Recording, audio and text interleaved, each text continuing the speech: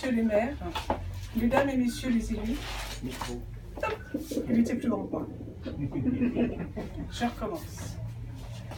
Mesdames et messieurs les maires, mesdames et messieurs les élus, mesdames et messieurs les représentants des services de l'État, mesdames et messieurs, merci à monsieur le ministre Sébastien pour son message de soutien.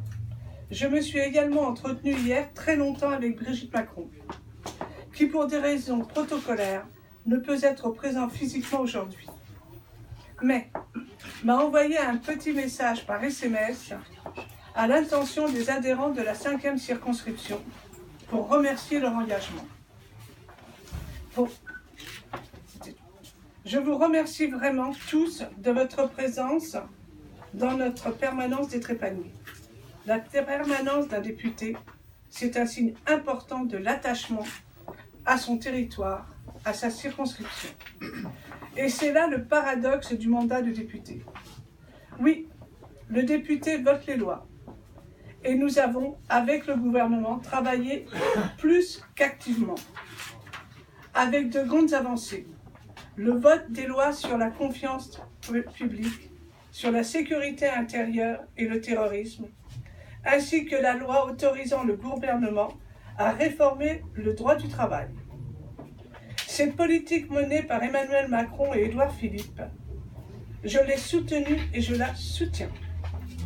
Mais le député a également pour mission et pour devoir de porter la parole de ses électeurs au plus haut niveau de l'État et de rendre compte de la situation locale qui est souvent bien trop peu visible sous les hortes parisiens. Cette démarche de proximité et d'écoute, je me suis employée à l'avoir tout le long de la campagne électorale, mais aussi et toujours depuis que je suis élu député.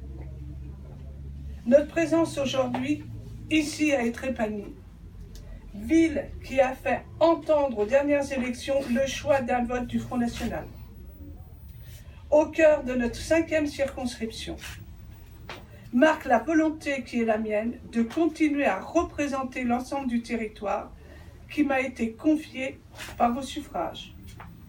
Notre circonscription est diverse, avec des enjeux très différents selon que l'on habite dans la vallée de la Seine, la vallée de l'Eps, de l'Andelle, du plateau du Vexin ou de la forêt de Lyons.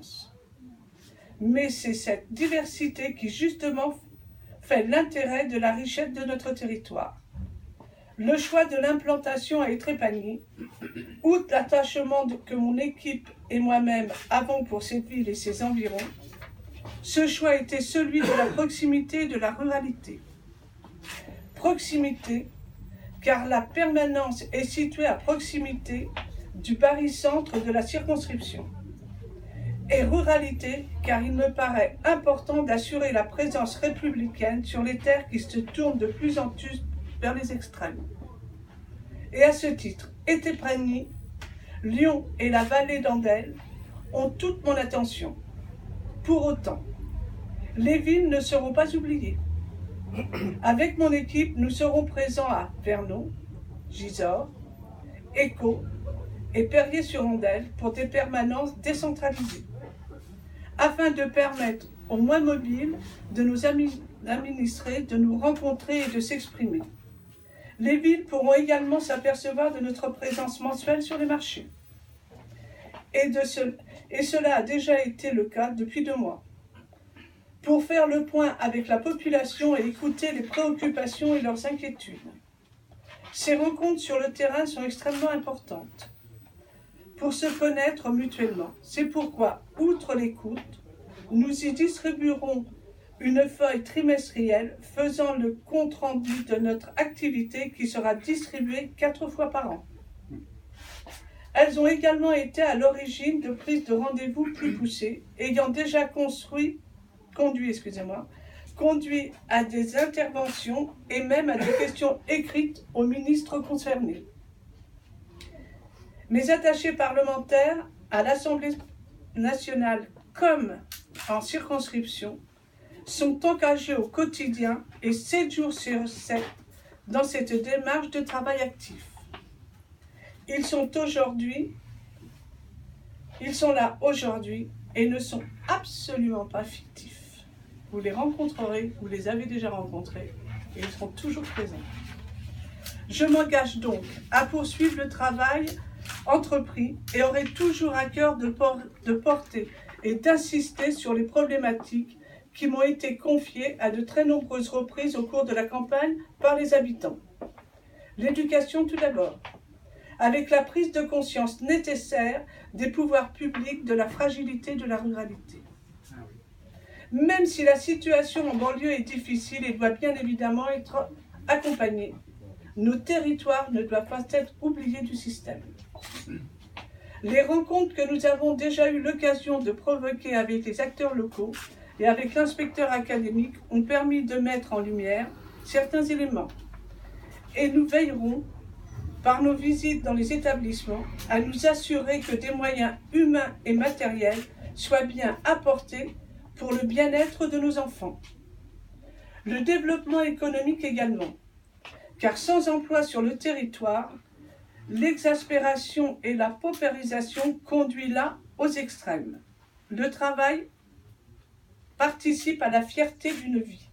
Et à ce titre, j'insiste encore une fois sur la nécessité du développement de l'axe RN 14, qui traverse notre circonscription en son centre. Comme la colonne vertébrale porte notre cœur, il doit devenir un axe structurant qui portera notre économie et deviendra un vrai bassin d'emploi à notre porte. La politique actuelle, portée et renouvelée par les mêmes élus depuis près de 30 ans, a fait la preuve de son échec. Nous ne devons pas bâtir notre avenir sur les ruines du passé, mais sur des fondations nouvelles et solides.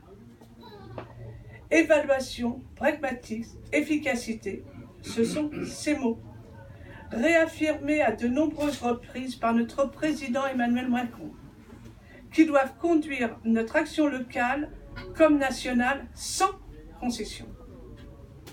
Comment et pourquoi se borner à faire et refaire ce qui a échoué plusieurs fois dans le passé? Ce développement, je l'appelle de mes vœux, et demande aux élus locaux de faire preuve de responsabilité et de bon sens. Notre responsabilité commune d'élus est lourde vis-à-vis de nos électeurs. Les postures et les intérêts personnels ne doivent plus prévaloir à l'intérêt général. Enfin, vous le savez peut-être, je suis membre du groupe de travail sur les JO Paris 24 à l'Assemblée nationale. Et sachez que je ferai tout ce que je peux pour obtenir le passage de la flamme olympique dans notre belle 5e circonscription de l'Eure.